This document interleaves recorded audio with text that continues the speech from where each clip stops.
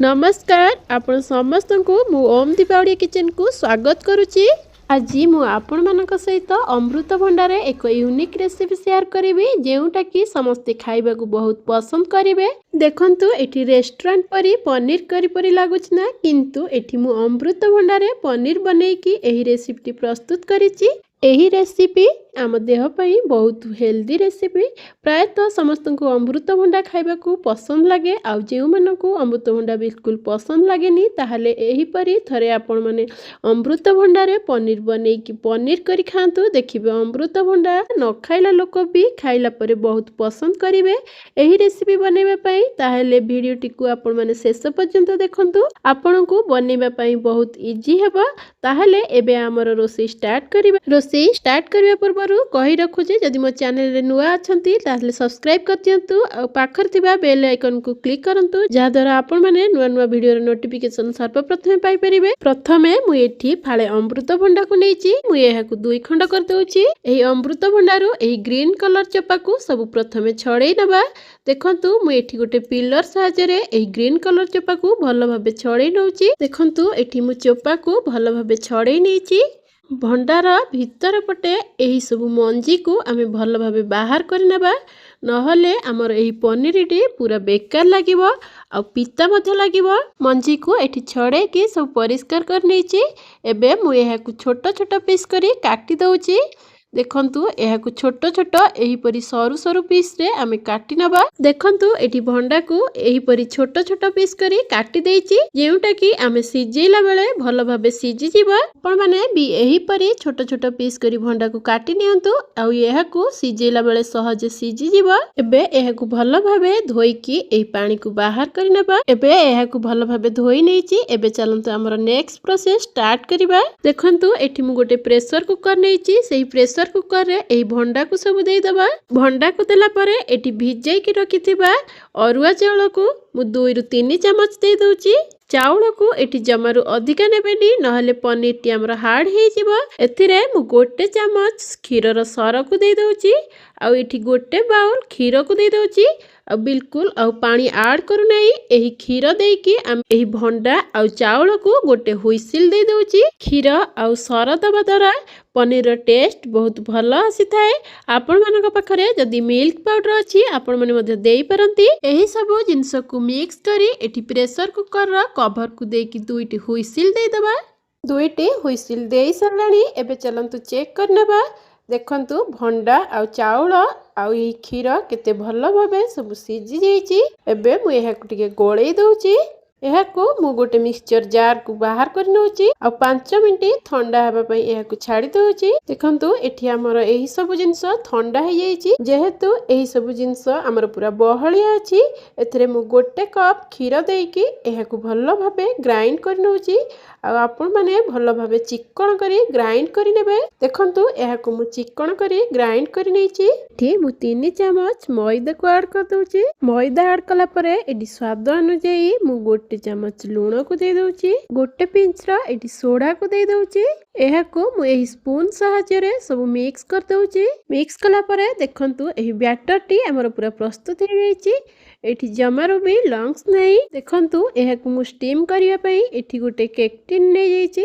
से cake tin रे किछि रिफाइन तेल को ऐड कर दउची। तेल को एही ब्रश सहायता रे मु चारियाडे लगेई नउची। बे मु एथिरे बैटर को सब दे दउची। देखंतु बैटर टी को हमर एठी अधिक पतला करिवे नै। एही परी बैटर को प्रस्तुत करनेबा। आ बैटर को मु पूरा एही केक टिन रो आधा जाई दउची, कहीं कि ना स्टीम हैला बेले बैटर टी फुली थाए आ फुलीला बेले ओवरफ्लो कर थाए। सेति पई आमे केक टिन रो आधा जाए एही बैटर को दे दबा। स्टीम करिवा पई मु एठी गोटे कड़ाई रे किछि पानी गरम करि नेछि आ सेथिरे एही स्टैंड को रखि दउची। स्टैंड ऊपरे हमर एही केक टिन को देई की एबे 5 रु 10 मिनिट एहा को कवर करि नेबा।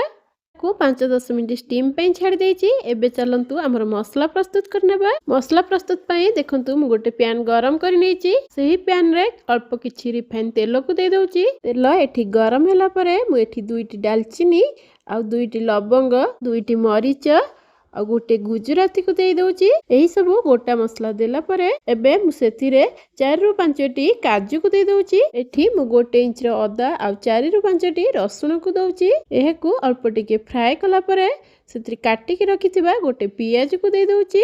एसबू को फ्राई कला परे एबे सेत्री 1 चमच धनिया को देई दबा आ 1 चमच जीरा को देई दउची। आ एठी गोटे सुखिला लंका को देई एहाकू पुणी भाजी नउची टिके। एठी मु गोटे टमाटो को देई दउची आ किछि धनिया पत्र को देई पुणी एहाकू सब मिक्स करी आ 2 मिनिट पई एहाकू भलो भाबे तेल रे फ्राई करी नउची। एसबू को तेल रे फ्राई करबा द्वारा तरकारी रो टेस्ट भलो होई थाए। देखंतु पियाज आ मसला टमाटो एठी आधा आधा फ्राई हे जाईची।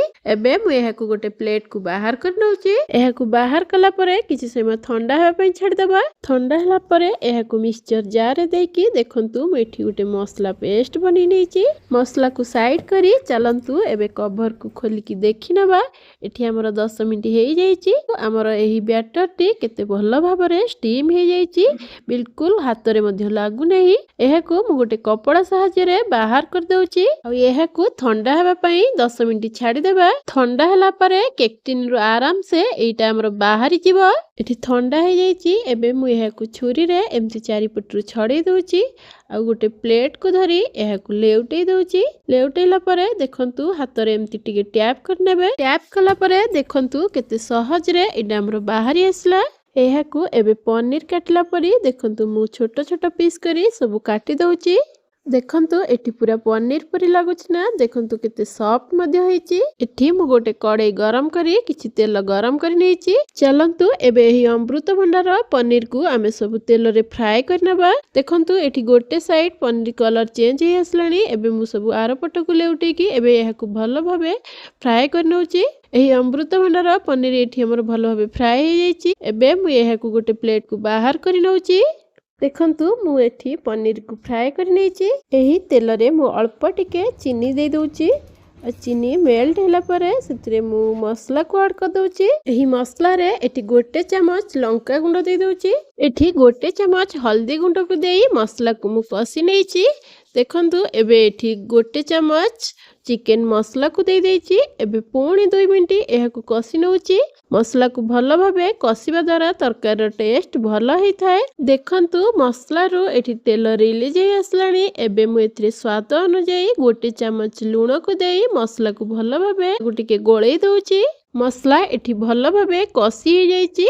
एबे मु एथिरे पानी ऐड कर दउची। पनीर तरकारी हमर ग्रेवी रखिबा सेथि पई मु एठी अल्प पानी ऐड करची। एही पनीर तरकारी पई ही अल्प पानी ऐड करंतु। एही पनीर तरकारी रे टिके ग्रेवी रहिले भलो लागिबो।